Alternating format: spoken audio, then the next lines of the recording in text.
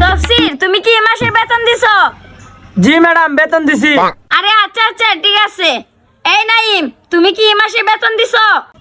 জি না ম্যাডাম, এই মাসে বেতন দিতাম পারছি না, সামনের মাসে দিমু। আচ্ছা ঠিক আছে। তফসির তুমি বলো তো 1 আর 1 যোগ করলে কত হয়? ম্যাডাম, 1 আর 1 যোগ করলে 2 হয়। ভেরি গুড তফসির। এই নাইম, তুই হসাইন একটা টাকে যদি 1 টাক ভালো লয় তাহলে এটার ওজন হত্যা নইব। 1 2 3। আচ্ছা তফসির তুমি বলো তো তেলাপি মাছ 100 টাকা কেজি হইলে 2 কেজির দাম হতো? ম্যাডাম, 100 টাকা কেজি হলে 2 কেজির দাম 200 টাকা। ভেরি গুড তফসির, তোমার রুল একও উচিত ছিল। এ নাইম, তুমি বলো তো 2 তলা বিল্ডিং বানাইতে কয় বস্তা সিমেন্ট লাগে?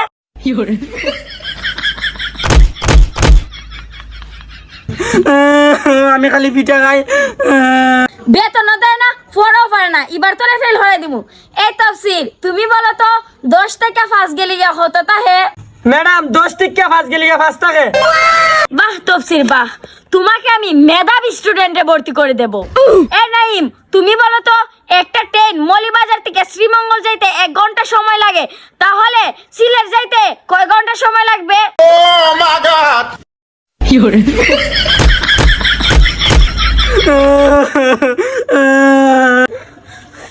আচ্ছা তফসির তুমি বলো তো তোমার নানির নাম কি?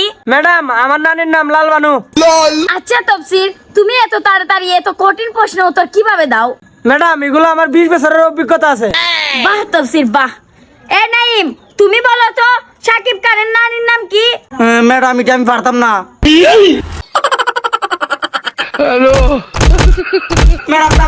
ম্যাডাম, কালকে আমি বেতন লিয়ে ম্যাডাম, আমার আর মারুন না।